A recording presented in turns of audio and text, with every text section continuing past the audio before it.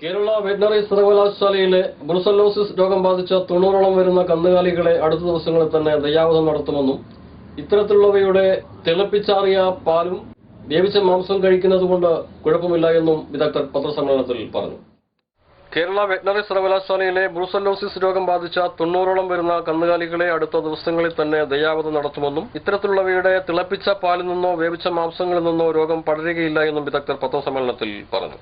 രോഗമില്ലാത്ത, അതായത് ടെസ്റ്റ് നടത്തി രോഗമില്ല എന്ന് പൂർണ്ണമായിട്ട് ബോധ്യമുള്ള അനിമൽസിന്റെ അല്ലെങ്കിൽ ആ പശുക്കളുടെ പാല് മാത്രമേ നമ്മളിപ്പോൾ വിൽക്കുന്നുള്ളൂ. അതൊരു കാര്യം.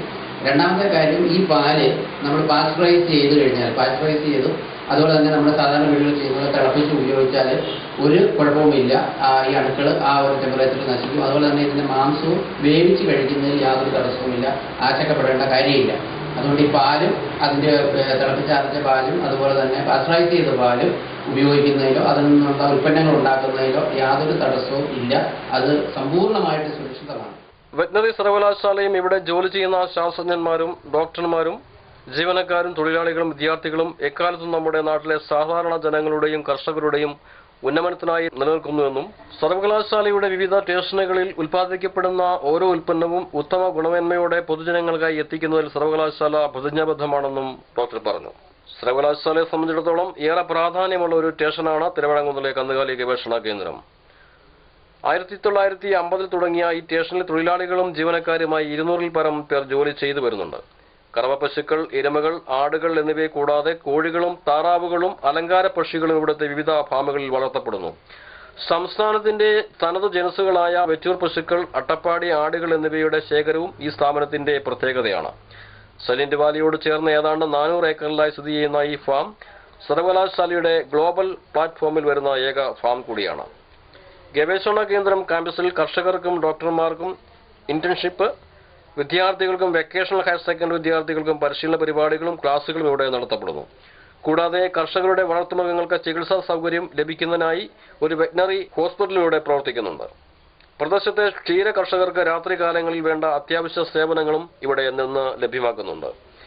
യൂണിവേഴ്സിറ്റിയുടെ ഗവേഷണങ്ങളുടെ ഭാഗമായി നടന്ന ചില സ്ക്രീനിംഗ് പരിശോധനകളിലൂടെയാണ് ഇവിടെയുള്ള 90ഓളം വരുന്ന ഉരുക്കളിൽ ബ്രുസല്ലോസിസ് രോഗം സ്ഥിരീകരിച്ചത്.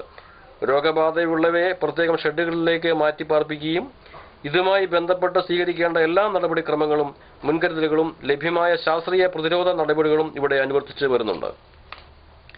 ഫാമിലെ തൊഴിലാളികൾക്കും ജീവനക്കാർക്കും ബോധവൽക്കരണവും സുരക്ഷാ ക്രമീകരണങ്ങളും കൃത്യമായി നടപ്പാക്കി വരുന്നുണ്ട്.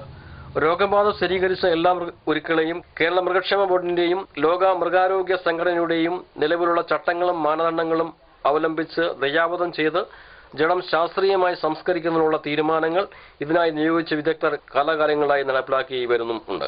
ലാഭേച്ഛയില്ലാതെ പ്രവർത്തിക്കുന്ന സർവകലാശാല ഇത്തരം അസുഖങ്ങളെ കൈകാര്യം ചെയ്യുന്നതിനായി ലോകാരോഗ്യ സംഘടന, മൃഗാരോഗ്യ സംഘടന, ഫുഡ് ആൻഡ് അഗ്രികൾച്ചറൽ ഓർഗനൈസേഷൻ എന്നിവയുടെ നിർദ്ദേശങ്ങൾ പാലിക്കുന്നുമുണ്ട്. ഇവയുടെ സംയുക്ത മാനുവൽ പ്രകാരം പാസ്ചറൈസ് ചെയ്തതോ തിളപ്പിച്ചതുമായ പാലിലൂടെയോ വേവിച്ച മാംസത്തിലൂടെയോ ബ്രുസല്ലോസിസ് രോഗാണുക്കൾ ഒരിക്കലും പകരുകയില്ല. അതിനാൽ പൊതുജനങ്ങൾക്ക് ഈ വിഷയത്തിൽ യാതൊരു വിധത്തിലുള്ള ആശങ്കയും വേണ്ട എന്നും അവർ പറഞ്ഞു. എലിസ പരിശോധനയിലൂടെ ബ്രുസല്ല രോഗമില്ല എന്ന് ഉറപ്പുള്ള കറവമാടുകളുടെ പാൽ മാത്രമാണ് ഇപ്പോൾ ഇവിടെ വിതരണം ചെയ്യുന്നതെന്നും അവർ പറഞ്ഞു. പത്രസമ്മേളനത്തിൽ Joseph Mathew, doctor Mini, doctor Treesamol, doctor K Vrinda, doctor Shibu എന്നിവർ സംബന്ധിച്ചു.